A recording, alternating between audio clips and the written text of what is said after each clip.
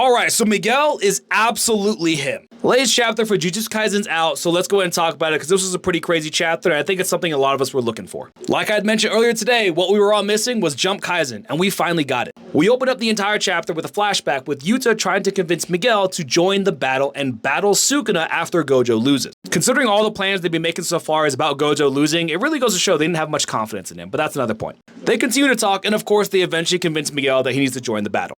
But he says some pretty out-of-pocket things in this entire conversation. I'm gonna read this one right off the screen because this was crazy. He says, "Why do you Japanese people think that cheerful black people will just survive anything?" Like, he did not need to say that. And then next, Lauru says that, oh, well, we need to do this because we need to send Geto off to heaven. And Miguel says, yeah, he definitely went to hell.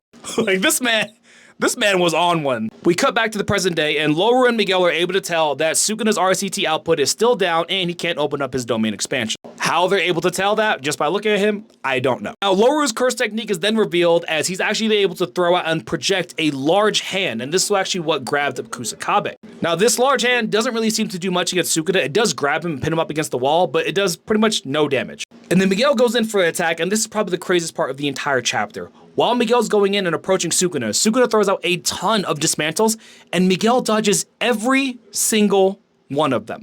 And it was like he casually dodged these. He was ducking under and flipping over every single dismantle like he could see it. And then after that, he just casually engages Sukuna in hand-to-hand combat while Lauru saves himself with the giant hand. And then Miguel just starts casually walking, like with absolutely no regard whatsoever, and while doing it, still dodging multiple dismantles. And after a brief flashback, he completely speed blitzes Sukuna and punches him in the heart. He was so fast, even Sukuna was surprised.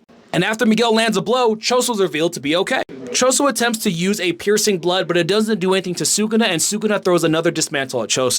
However, the dismantle didn't really seem to do much damage to Choso, so it kind of reinforces the fact that his cursed energy output is definitely declining. And then it turns out the next person who's okay is Maki. The Black Flash basically did nothing. She has like no noticeable damage. Yuji shows up and with two hands slams Sukuna into the floor while Maki cuts off one of Sukuna's hands. And keep in mind, this was with the Soul Split Katana, which means it was soul damage, which means it would be really hard for Sukuna to heal. But then Sukuna immediately retaliates, but not against Maki. He just turns around and lands another Black Flash against Lauru. So now this is two Black Flashes from Sukuna, so again, undeniably, he's in the zone, and after landing two, his RCT is going to continuously come back.